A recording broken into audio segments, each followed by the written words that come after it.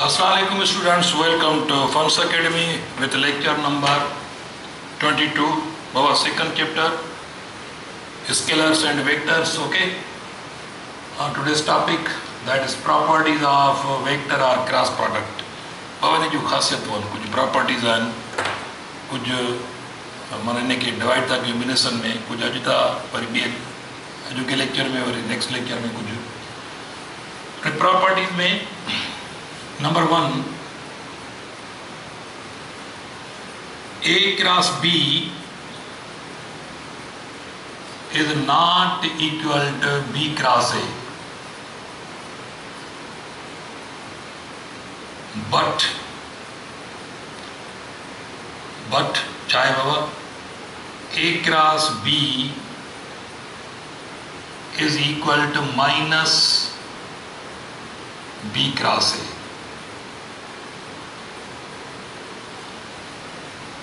A cross B not equal to B cross A cross B is equal to minus B cross A.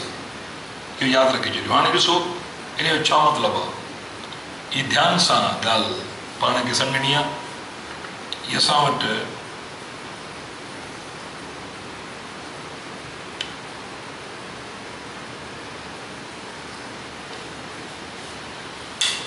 First कयो हाणे ही positive x आहे,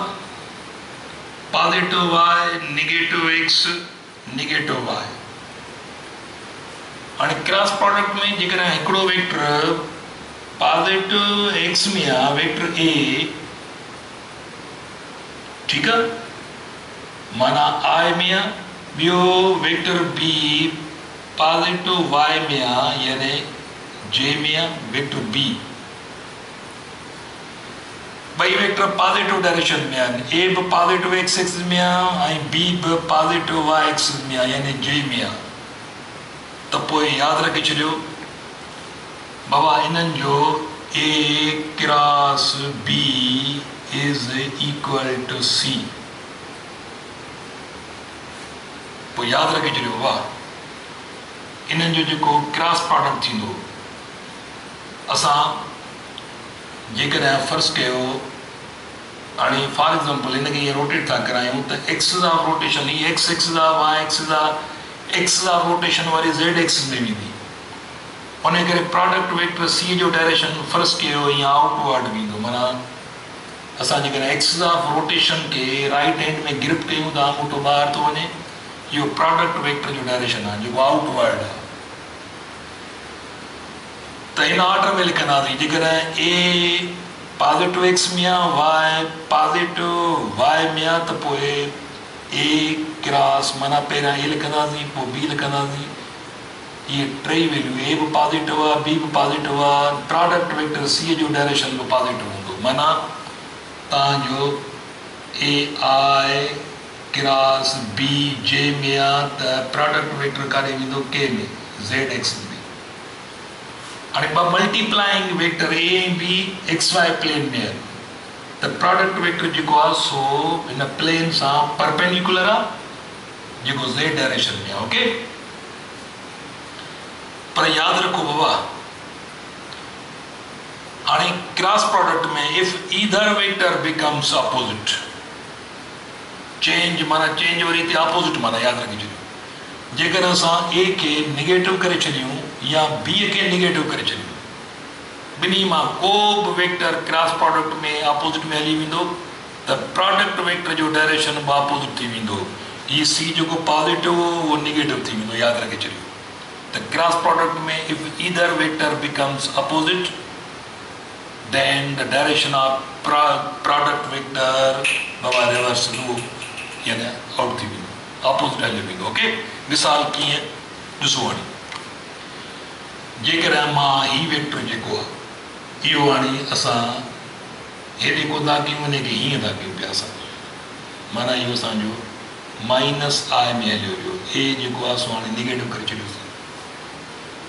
हाणे ए negative कयोसीं त पोइ असां हीअ कंडीशन हाणे हीअं लिखंदासीं, यादि रखियो बी क्रॉस ए, माना असां ही पोजीशन चेंज कंदासीं। याद रखो जेॾीमहिल पोजीशन चेंज था कयूं it means either vector becomes oppose, माना हिकिड़ो वेक्टर निगेटिव थी वियो आहे।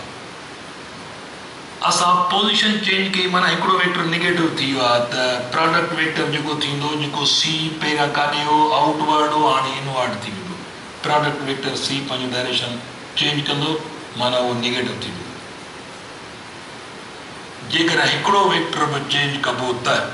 हलो ही नथा कयो चेंज इहो साॻिए हंधि रखो इहो ए तव्हांजो साॻिए हंधि आहे तव्हां बी खे अपोज़िट करे छॾियो हेठि माइनस जे में हलियो वञे बी तॾहिं बि साॻी सूरत हाल थींदी हीअ थींदी वञे इहो ज़हन में रखो त जेॾी महिल असां ॾिसो ए क्रॉस बी था कयूं त पोइ नॉट इक्वल माना असां हीअं लिखियो आहे त माना हिकिड़ो वेक्टर असां नेगेटिव करे छॾियो आहे ऐं हिकिड़ो वेक्टर नेगेटिव था कयूं त पोइ लाज़मी आहे हिन जी रिज़ल्ट त पॉज़िटिव सी आहे पर हिन जी रिज़ल्ट छा थींदी नेगेटिव सी उन करे ॿई बराबरि न आहिनि माना बी क्रॉस ए करणु माना ॿिन्ही मां को बि हिकिड़ो असां या त ए खे नेगेटिव कयो आहे या त असां बी खे ॿई न उनजे करे असां लिखियो आहे हिन जी प्रोडक्ट सी आहे पॉज़िटिव हिन जी प्रोडक्ट माइनस सी आहे उनजे करे ॿई पाण में बराबरि न आहे हा जेकॾहिं बराबरि करणा आहिनि त पोइ छा पर क्रॉस प्रोडक्ट में जेकॾहिं ॿई वेक्टर नेगेटिव कयो माना हिन खे बि नेगेटिव कयो हिन खे बि नेगेटिव कयो हाणे हीअ ए बि हेॾे हलियो अचे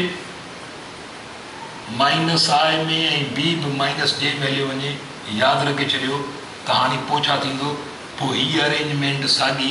हाणे अॻे ई हीअं लिखणु माना हिकिड़ो वेक्टर तव्हां नेगेटिव कयो आहे उहो बी नेगेटिव आहे या ए नेगेटिव आहे उहा नेगेटिव कंडीशन वारी इफेक्ट थी करे प्रोडक्ट वेक्टर हुनजो डायरेक्शन चेंज थो थिए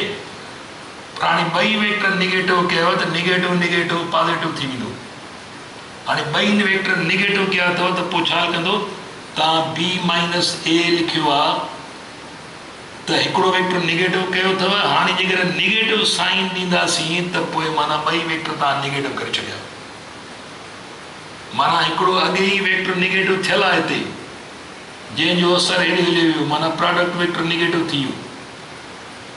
पर जेकर हिन उल्टे ऑर्डर खां पोइ बि मां नेगेटिव साइन रखां त हाणे तव्हां ॿई नेगेटिव करे छॾिया हाणे नेगेटिव ऐं नेगेटिव छा थींदो हाणे हीअ शइ पॉज़िटिव थी वई माना हाणे हीअं लिखण सां तव्हां ॿई वेक्टर ए बि नेगेटिव आहे बी बि नेगेटिव आहे पर हीअ ड्रायां थो त रुॻो हिकिड़ो वेक्टर नेगेटिव आहे को बि न थिए थो प्रोडक्ट वेक्टर नेगेटिव थी वेंदो पर मूंखे ॿई नेगेटिव कयां त पोइ नेगेटिव साइन मां हिते आणींदुसि हाणे नेगेटिव साइन आणींदुसि त वरी प्रोडक्ट वेक्टर जो डायरेक्शन साॻियो रहंदो तब्दील न थींदो त क्रॉस प्रोडक्ट जो रूल आहे जेकर हिकिड़ो वेक्टर नेगेटिव कबो त पोइ प्रोडक्ट वेक्टर जो डायरेक्शन ऑपोज़िट थी वेंदो जेकर ॿई वेक्टर ही बि हेठि लाहियो ही बि ऑपोज़िट कयो त पोइ ॿई वेक्टर नेगेटिव कबा त पोइ प्रोडक्ट वेक्टर जो डायरेक्शन साॻियो रहंदो माना हाणे ए क्रॉस बी तॾहिं बराबरि थींदो हिन जे जॾहिं तव्हां ॿई वेक्टर नेगेटिव कयो ॾिसो अॻे ई हिननि में हिकिड़ो नेगेटिव आहे नेगेटिव साइन रखी हाणे ॿई नेगेटिव कयो तॾहिं वञी बराबरि थींदो हाणे हिन जी प्रोडक्ट बि सी जे बराबरि थींदी हिन जी प्रोडक्ट बि सी जे बराबरि थींदी ॿई प्रोडक्ट जो डायरेक्शन साॻियो ई थींदो वञे त इहा जेका प्रॉपर्टी आहे त यादि रखे छॾियो त मां थोरो लिखां थो हिन जी वज़ाहत में The cross product में if either vector becomes opposite को भी हिकिड़ो वेक्टर ऑपोजिट थियो त प्रोडक्ट वेक्टर जो डायरेक्शन ऑपोजिट थी वेंदो पर जेकर ॿई वेक्टर ऑपोजिट कयव तव्हां ॿिन्ही वेक्टरनि खे रिवर्स कयव ॿई वेक्टर ही नेगेटिव एक्स में थी वियो ही नेगेटिव वाई में त पोइ प्रोडक्ट वेक्टर वरी साॻियो ईंदो यानी if both vectors are changed if both vectors are reversed then the direction of product vector will remain unaltered will remain same त इहो यादि रखी छॾियो मां हिते थोरी वज़ाहत लिखां थो हिनखे मां लिखां थो हिते यानी number 1 A cross B is not equal to B cross A ठीक है but A cross B is equal to minus B cross A ठीक है तो थोड़ी लिखा उस्ता hence हाणे ॿई वेक्टर नेगेटिव थी आई ॿई पॉजिटिव आहिनि ॻाल्हि साॻी थींदी ॿिन्ही जी रिज़ल्ट प्रोडक्ट वेक्टर जो डायरेक्शन साॻियो रहंदो ॿिन्ही hence in cross product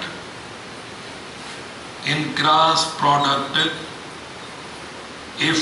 either vector mana ko bhi vector either vector is changed, change means becomes opposite,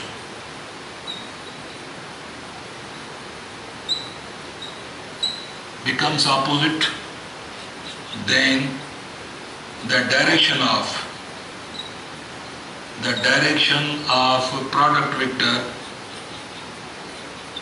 product vector C also becomes opposite. Okay, also becomes opposite. वरी बे पासे and if in cross product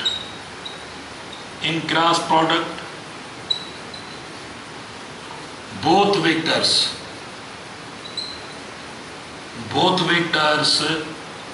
are changed, इते change जो मतलब आए त बिनी के इन्हें के अपोजिट के इन्हें के opposite are changed, then the direction of product vector C, product vector C remains same. Product vector C जो बाबा डायरेक्शन साॻियो ई माना पॉजिटिव x में थींदो, माना हिते हिकिड़ो वेक्टर चेंज थियल आहे निगेटिव आहे, उन करे हिन जी रिज़ल्ट के पॉजिटिव में ईंदी त हिन जी रिज़ल्ट माइनस के में ईंदी। हाणे हिते ॿई नेगेटिव आहिनि त ॿिन्ही जी रिज़ल्ट पॉजिटिव के में ईंदी, उहो फ़र्क़ु न पवंदो। इहा तव्हांजी हिकिड़ी प्रॉपर्टी, इहे प्रॉपर्टी असांजो कंटिन्यू हूंदो। बस अॼोको लेक्चर हेसि ताईं असां काफ़ी आहे, वरी नेक्स्ट लेक्चर में असां प्रॉपर्टीज़ ई कंटिन्यू कंदासीं। ओके, तेसि ताईं पंहिंजो ख़्यालु कजो। अल्लाह हाफ़िज़।